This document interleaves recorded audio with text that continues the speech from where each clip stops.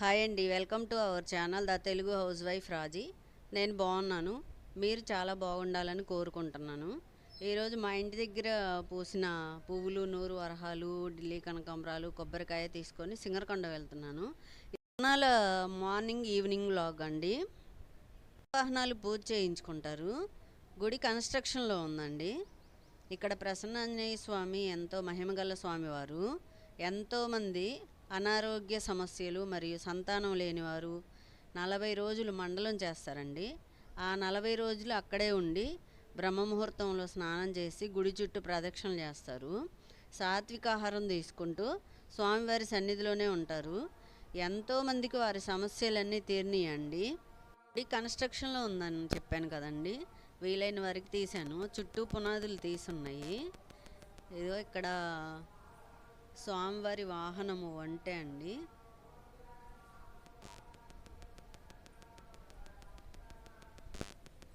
మనం ఎంటర్ అవ్వగానే లెఫ్ట్ సైడ్లో వినాయకుడు ఉంటారండి.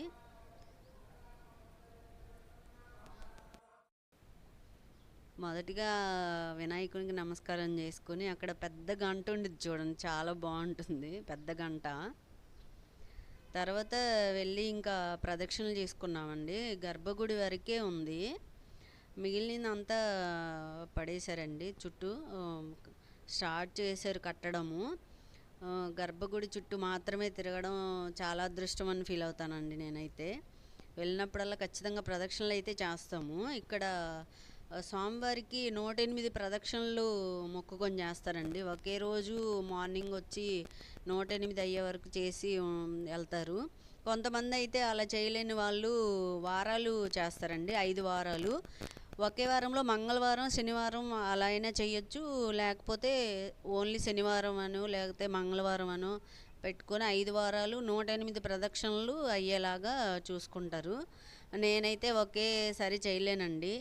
నేను 2-3 సార్లు అయితే వారాలు పెట్టుకొని చేశాను. అయితే కోరికలు నెరవేరినాయండి.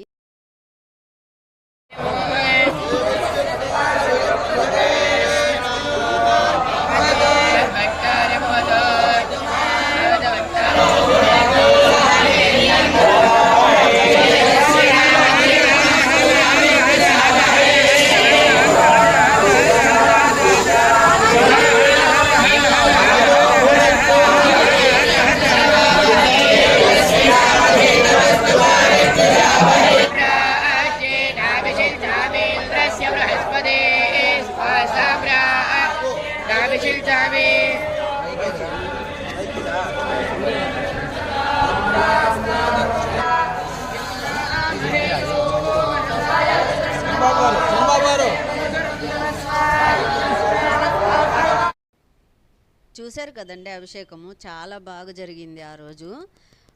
వీలైన వరకే తీసానండి. మేము ఇటుపక్క యాపిల్స్, అరటిపళ్ళు, దానిమ్మ అవన్నీ వలుస్తున్నాము, కట్ చేస్తున్నాము. వాళ్ళు అడిగినప్పుడు అన్నీ అవి అక్కడికి అందిస్తున్నామండి. ఎక్కువ తీయలేకపోయాను, వీలైనంత వరకు తీసామండి. ఇంకా అభిషేకం అదంతా అయిపోయిన తర్వాత ఆ రోజు లక్షనాగవల్లి దళార్చన పూజ చేస్తారండి. అది టికెట్ ఉంటుంది. పూజ చేయించుకోవాలనుకున్న వాళ్ళు టికెట్ తీసుకుంటారు. వాళ్ళే తమలపాకులన్నీ తీసుకొస్తారు. చాలా ఉంటాయి, అంటే ఒక 10 బుట్టలు అలా తీసుకొస్తారండి. లోపలికి తీసుకొని రమ్మంటున్నారంటే మంత్రోచ్చారణలతో పూజ జరుగుతూ ఉంటుందండి. తమలపాకులు వేస్తూ చేస్తూ ఉంటారు. అవి తీసుకురమ్మంటే తీసుకెళ్తున్నాను. ఈ బుట్ట చాలా పైకి ఉన్నాయి, కింద పడిపోతాయేమో అని చెప్పి సగం వేరే బుట్టలకి తీసుకెళ్ళి అక్కడ పెడుతున్నాను. పూజ జరుగుతూ ఉంటుంది. మేము ఇంకా సేవకి మాతో పాటు వస్తారండి, వేరే వాళ్ళు కూడా వస్తారు. ఇక్కడ తమలపాకులు మాలలు కడుతున్నామండి. పూజ అయిపోయిన తర్వాత ఈ మాలలన్నీ స్వామివారికి అలంకరణ చేస్తారు. అవే ఇక్కడ కడుతున్నాము. మినిమం 5 అయితే కట్టడానికి ట్రై చేస్తాను. ఇదిగో కట్టడం అయిపోయిందండి, ఆ బుట్టలో సర్దుతున్నాను.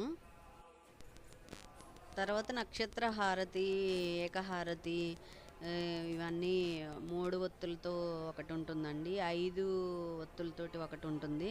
వాటన్నిటికీ ఆయిల్తో ఒత్తులు వేసి కర్పూరం పెట్టుంచుతాము.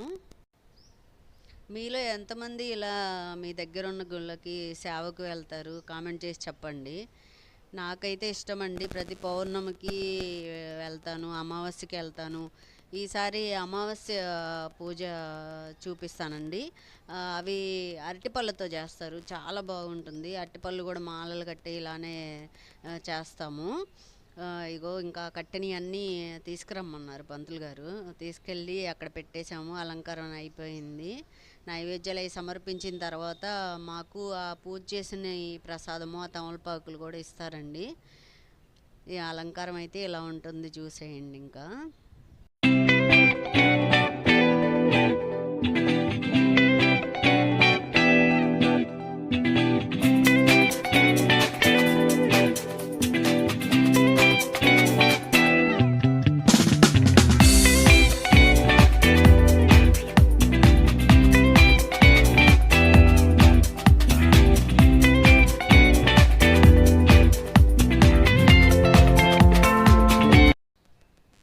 చూశారు కదండి మార్నింగ్ అలంకారము, పూజ అదంతా. ఇది ఈవినింగ్ వ్లాగు.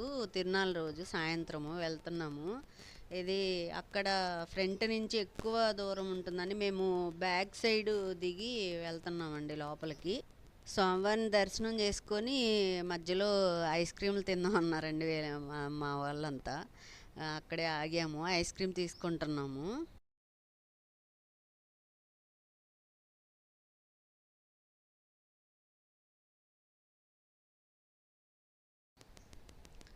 5 ప్రభులైతే వచ్చినాయండి. మేము ప్రభుల దగ్గర దాకా ఏమీ వెళ్ళలేదు.